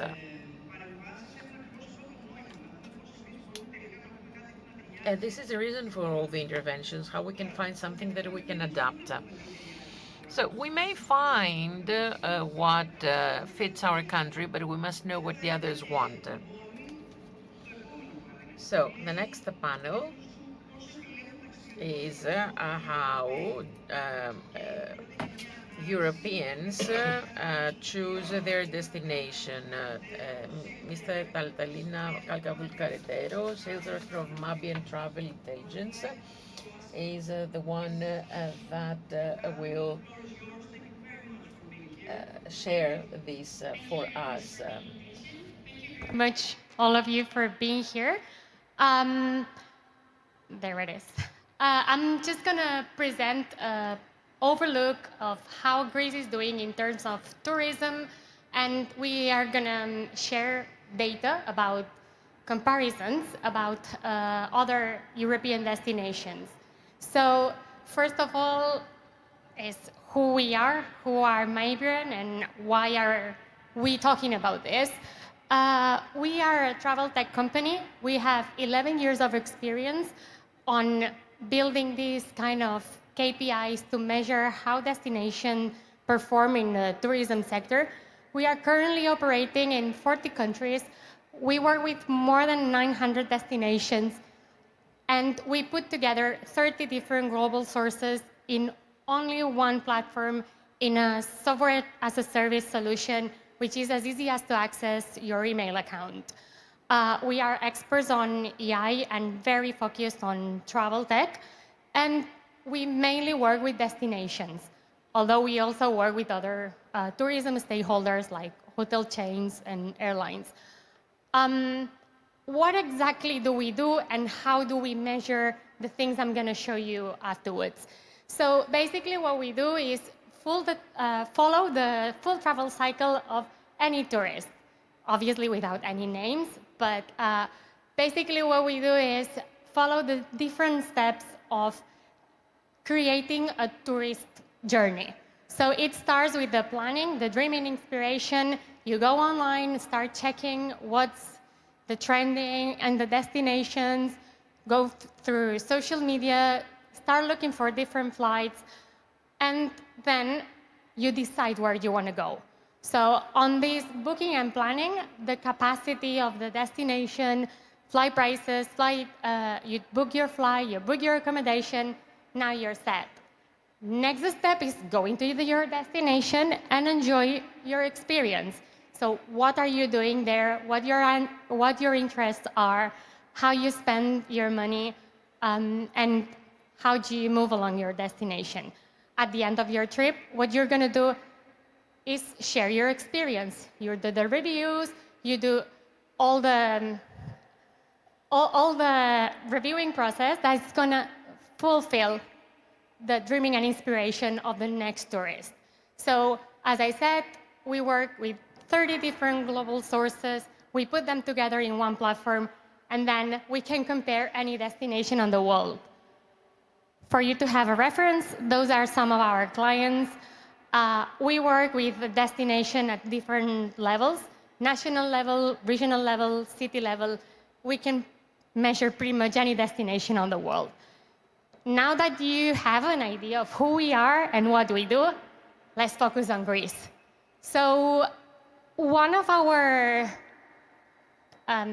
in-house development is creating global indexes of satisfaction as a general, as the one you can see here.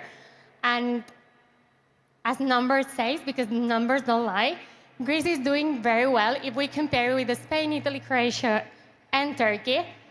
If you are beyond 74 points, you are in a good point, and the challenge is to keep there.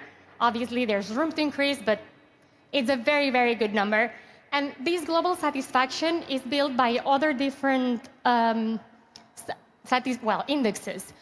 If we look at the tourism satisfaction, we see that all pretty much in the same range, although Croatia is winning a little bit. Security perception, also very good, although Turkey do have a problem.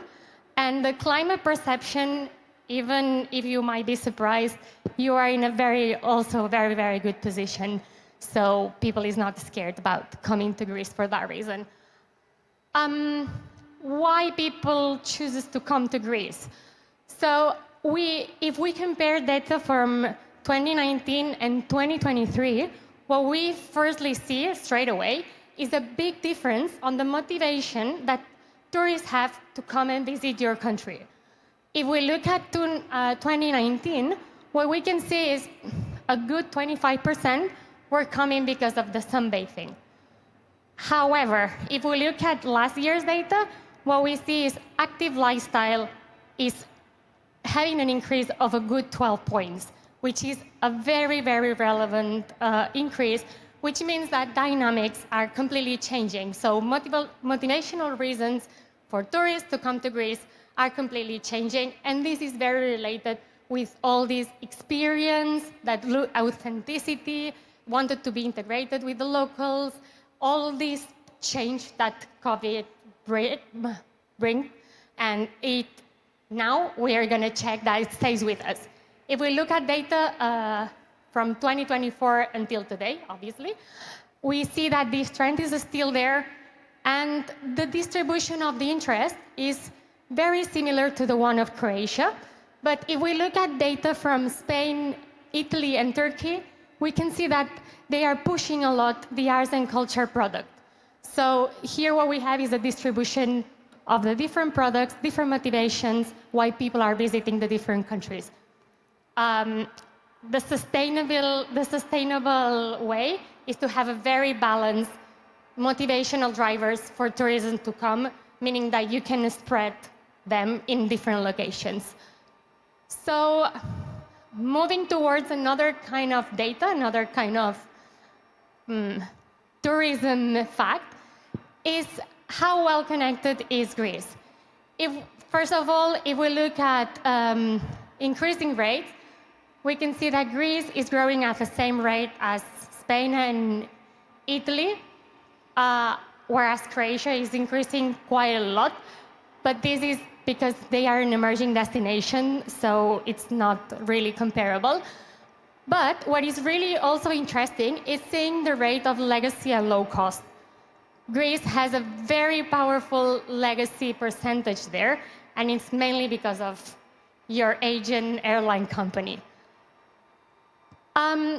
Now, this is your connectivity in terms of general numbers, but if we look at what are the countries, what are the dependency on the origin countries, we can see that your domestic market is very, very important, which is no surprise. And then all the other main markets are European country markets, and they are all increasing. But if we look at the other competitors, we can see that the main origins are also the same. They are in short haul, they are increasing, and what is very interesting is Croatia is increasing quite a lot on the same markets. Although if you remember the previous numbers on like normal numbers, it's still way behind Greece. But it's important to know that you are competing in the same origin markets, which at some point it can bring challenges on. So based on that, what we could tell, for example, is that there is a good opportunity here to invest in in medium and long haul. What does it mean? It means Middle East and United States country, because they are not on your top 5 destinations on origin markets. So if we look now at the distribution of the hotel market in Greece, what we can see is that the distribution of 3, 4, and 5 stars hotels in number, not in total beds, what you can see is that Greece has a good 7% of 5 stars hotels and 26% 4-star hotels, 67% 3 stars hotels, sorry. But what happens if we compare it with the rest of the competitors? We can see that Greece is very well positioned on their market and on their 5-star market, which is a very good news if you want to go for high-end spenders. Turkey is on a 16%, but that's a special situation because that's a strategic decision on going for tour operators, 5 stars. It's a different scenario, and now you'll see what I mean.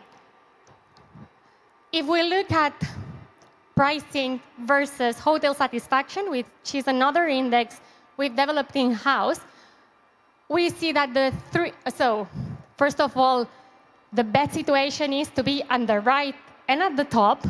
So best hotel satisfaction and higher prices. We can see that the 3-star hotels are very well positioned, high satisfaction obviously in a lower prices than 4 and 5. And 4 and 5 are in the same satisfaction index, but at different prices, of course. What happens if we compare it again with the other destinations? As I was saying, we can clearly see Turkey is in another strategy. They are competing by price. They are not competing by satisfaction. If we look at 3-star hotels based on satisfaction, there is definitely a room to increase prices. If we look at the 4-star hotel, it's going to be a little bit more difficult to increase prices because they are at the higher prices and in the middle of the hotel satisfaction. And very interestingly, for 5-star hotel and the level of satisfaction that 5-star hotels have in Greece, they do have room to increase prices and still be very competitive. The ideal situation, though, is to push 4 and 5-star hotels into a bigger hotel satisfaction so we can also bring prices up. But that's a very interesting information for the hotel industry to be competitive and to be able to increase prices. Here, now, what we're going to see is the share of accommodation stays in Greece from last year and the 3 main origins who stayed there. You might be very surprised that Santorini and Mykonos are quite down. They are in the top 10, but they are quite down on the list. It is very important to differentiate between what is carrying capacity and what is overnight stays. And as it has been said many, many times, they have a big issue with cruises, throwing a lot of people at the same time, which is what creates this over-tourism perception and experience. And this is a very powerful information for differentiate what is a problem of overnight stays, tourism staying over, and carrying capacity, which are 2 different concepts. Seasonality has been another topic which has been mentioned many, many times. You are obviously a seasonal destination, but you are not alone on this. Spain, Italy have been years and years and years developing, putting effort on making this curve flat, and they are getting some results at the end of the day. But look at Croatia's numbers, for example. There are studies which are saying that the spring of this year has been a very nice, and there's been an increase on arrivals. So it'll be very interesting to compare those numbers with next year, which probably this curve will come down a little bit, and you are managing very well this flatten on this curve. Though here, there are many things that you could do, but one of them is going for Middle East, Europe, United States country, medium haul, long haul. So they have a different patterns on holidays, and they can definitely help this shoulder season to be a little bit filled and to flatten this curve, those curves. Also creating different products for different kind of marketing, for different kind of targets. It's another kind of a strategy. Having a very strategic plan, and there are few things to do. There is this over-tourism feeling, there's this over-tourism perception, but in Greece, it's not something that has decided tourism not to come. What we are seeing from data is that a lot of people are just looking for other destinations to visit, and those are the top 10 destinations that are growing faster on the Greek country. Lesbos, if we compare data from 2022 to 2023, has an increase of a good 80%, which is absolutely impressive. So people is not deciding not to come to Greece. They are just looking for alternative destinations and giving them an opportunity to thrive and to grow. we've done a full report with a little bit more information, with comments. If you want to download it from this QR, please feel free. I'm sorry to speak very fast, but my time has just run out. Thank you very much for your attention. If you have any question, please let me know.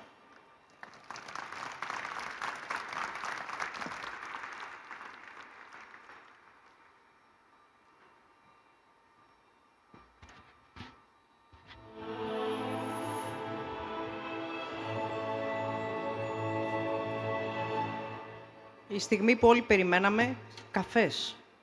Coffee time. Half an hour. And then we're going towards the end of the conference.